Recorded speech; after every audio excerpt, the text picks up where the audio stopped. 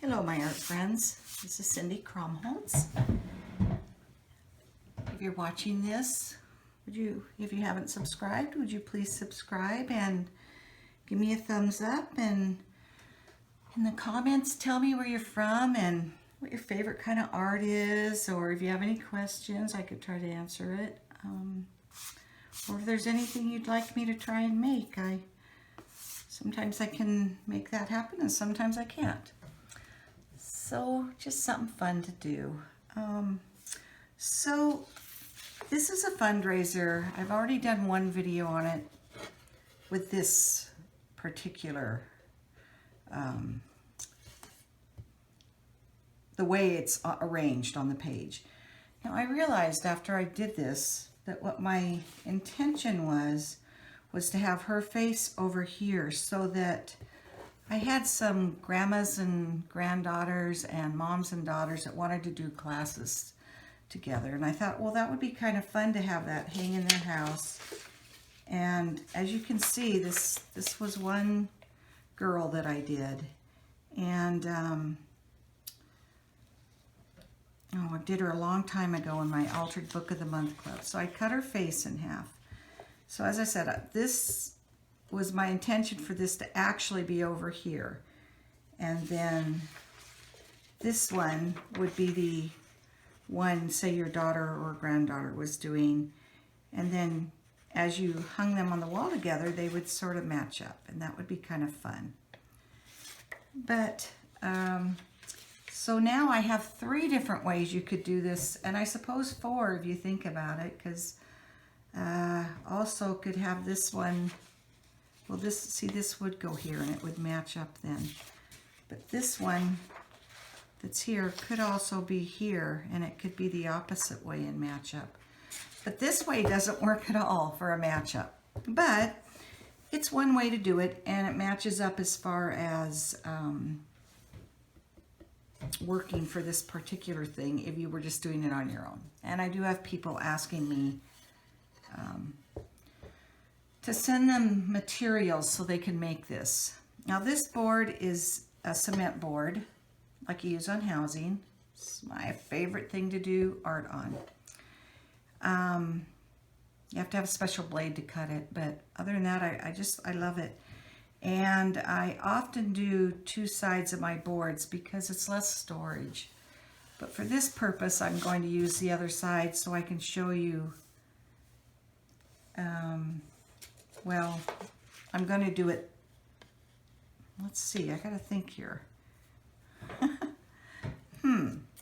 Well, am I going to do her, or am I going to do her properly?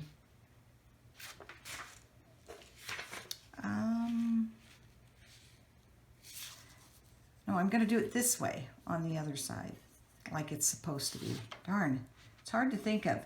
You want the mouth to be on the outside edge so it could meet up with the other one if that's what would happen.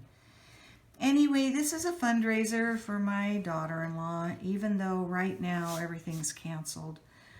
But she would have been at the Arnold, which is a very large competition.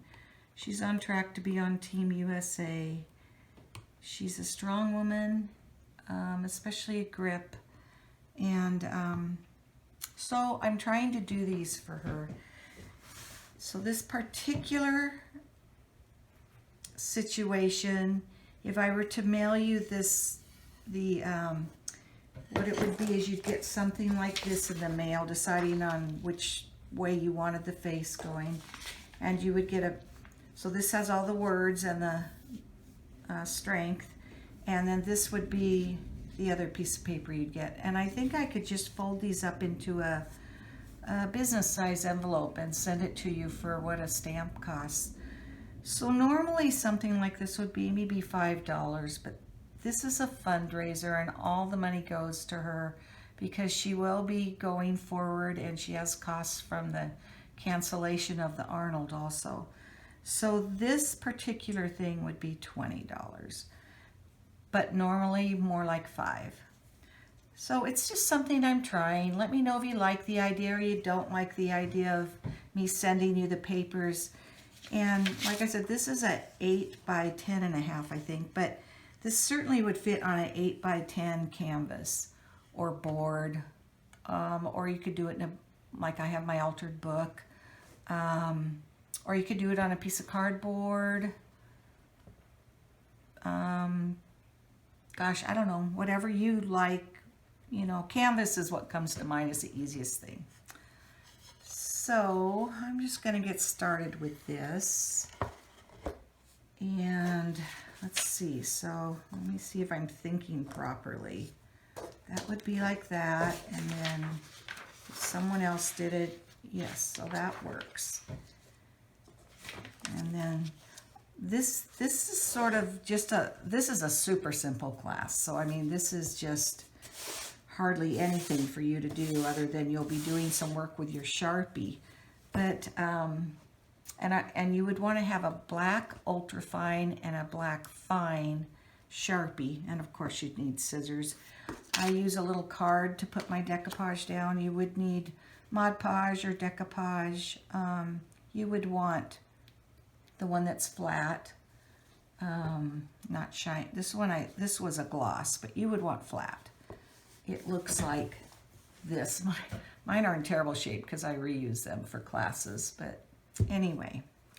So this, I'm just going to call it, I guess, a tutorial, and it's just to show you what you would do. So you would get these papers in the mail, and this is how you would do it.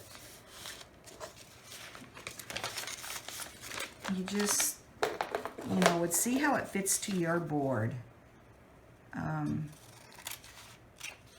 so that you can kind of arrange it the right way for you. Now, I don't mind folding over it a little bit, but this is a little too big. I could have done it, didn't matter, but either way. So you would put the blue one down first, because that is your, well, that's going to go, this piece with the face is going to go a little bit over the blue one. So you would just, this is why I love these cards for decoupaging. You just would spread it out, and you get a nice thin coat, and it's everywhere though. And then your piece lays down really nicely. So for right now, we're just gonna get this down.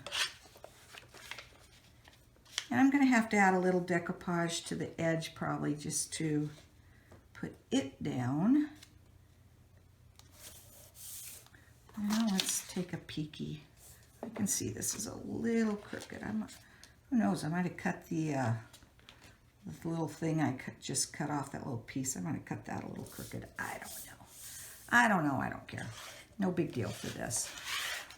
Sometimes, you know, normally you would put decoupage or whatever your matte medium is on both sides. So until you do that, it doesn't like to lay down, because the matte medium helps the paper to break down a little and be more acceptable to the laying down instead of buckling. Now I have to tell you, I've probably done, oh, I bet I've done at least 300 of things similar to this, where I'm laying the decoupage down with my cards. So, you know, you certainly could use a brush. Just try to stay fairly thin, and remember not to overwork the paper, because it will rip on you if you do. Which I guess, if I'm only asking $5 for the, well, this one is $20 because it's a fundraiser, like I said, and I know that might not go very well right now, and that's fine. This is something I'm going to be continuing to do for her, so, and I will continue to have this available. So, even going forward, you know, and I will be having a class in my home where we make this at some point. If I have a few ladies that want to come. I really don't love to do a class for one person, but really anything 2 to 4 or 5 is about my usual thing, and that works out pretty well for me, and I think for them. I give them enough time to help them with what they need. What do you think of my new surface here? It's a little better than that ugly tablecloth, which I still have underneath this because I use it for classes. But I'm going to try to use this just for my YouTube videos. All right, well that's pretty good. That you can see how simple that is. Now, like I said, I've done this a lot, so of course I'm going to be faster than you, but if you're nervous about it, just rip out something out of a magazine and just try it, you know, and just try the card a little bit and see how it works, how it feels, I guess would be my advice to you if you're nervous about it. Now, I always like to lay my, whatever it is I'm doing, I like to lay it out so I can see it.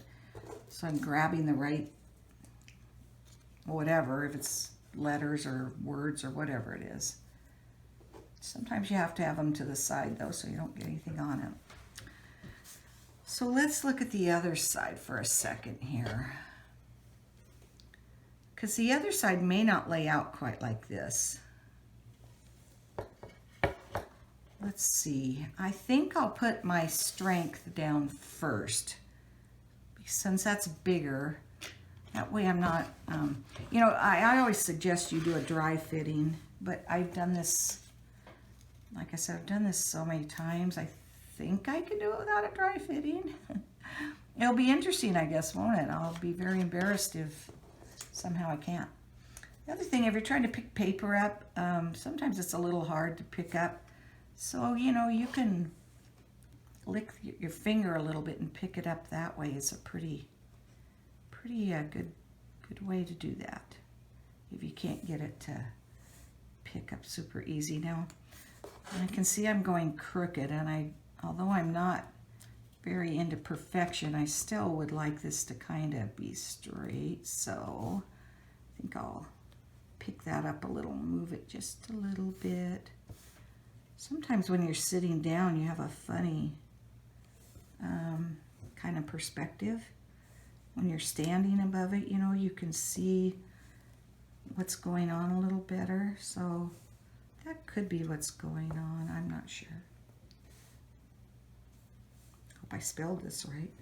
I think so. Okay, I'm running out of room a little bit, I can see. So maybe I might not have cut these down quite as small as I did on the other one. So oopsie, now I'm kind of in trouble. I'm going to gently, and I do not advise this, your paper will normally rip. So do a dry fitting, which I didn't do this time because I thought I didn't need to. So do a dry fitting and make sure that your pieces will fit, because see, I could cut this T off a bit. I'm not sure, I don't know. You'll have to kind of look at that when you're doing your own and make sure that you get it. Like I said, do it before you put the glue down so that you are sure that you've got it going right. Because boy, once this paper's wet, it likes to rip. I'm not very into perfection, but I don't like that being goofed up like that. And I'm moving it over a little bit too, just because I'm needing to cover up the little rips, because that's what happens, it pulls it up. Boy. Well, there you go. You learned what not to do with me. It's still not going to quite be how it should be, so I'm going to have to, maybe I'll, oh boy, guess I'll just cut that off a little bit, even though, well, anyway, it'll be all right, but I feel a little bad about that, but I guess that's a good lesson for you to see what can happen to anyone, even us people that have done tons of them. So, you know, art is one of those things, especially when you're doing it live. I mean, I'm on a video, but I'm making it right now. So that can happen a little bit. No worries anyway. Let's make sure I get this done right, huh? Let's get the proper things down. So I want this to say, I gain strength with every breath. And I have I and gain up in this corner. Remember, add a little bit of decoupage, just a little, So I like the card. You can get a very light amount and you can spread it out. When you first do it, you have to be a little careful, but once it starts drying, it's really good. And then you can go back and add more after it's dry too. It's very forgiving at that time. So I gain strength, and I want the breath to be here with every breath. So you work backwards a little bit when you're doing this, because you don't want to find out you didn't leave yourself enough room, basically, like what just happened with this. And I don't want these to be exactly over each other, so I staggered them a little bit. You can, you could do it however you want it, other than you could, if there's enough room, you could say I gains. No, you want the I gain up here. I gain strength. It's like a crossword puzzle. I gain strength, and you could say with every breath, or you could stack them the way I did. It's very, very flexible that way. Now I do have to wait, and you need to wait till this is dry to finish it, because your pens will just be ruined if it's wet at all. And you can dry it. I'm going to just stop the video. And so this is all dry now, and I've gone around it with a Sharpie. I show you this in the other video I did, the first one on this class that is on this side. So if you want to learn how to do this, you can just watch the other one. They're both pretty quick, I think. Of course, you can fast forward to this part, which is the very last part of it, because it needs to be dry. Just typically, so you would want to let it sit. I mean, it's really just best to let it sit 24 hours, and then it's good and dry, and it won't ruin your Sharpies. So this is what's a fine Sharpie. The ultra fine is thinner. I often start with the thinner one and then go back to which is the ultra fine, and then go back to the fine, which is this one. But I just did this with this one, the fine. I also, you can see I went around some of this with Sharpie. Let's see, it just gives you an idea here, I guess. So, it's very, very easy to do. If you don't get a straight line, you just fill it in a little bit. And, be a little careful. If you start feeling like you are, really having a problem, just walk away from it. Pick it up another day or a little while later, or something like that. So, I hope you enjoyed this, and let me know your thoughts in the comment section. I really appreciate it. I'm trying to grow my channel. I'm very new to this. This might be my 10th video now. I'm trying to do some videos using some easy things, and in my Altered Book of the Month Club book, just that anybody probably can do from home. So look for those also. And thanks so much. I really appreciate you, and I hope somehow my art can help you through this difficult time. It helps me a lot, but I know we're all struggling. So thank you again. Bye-bye.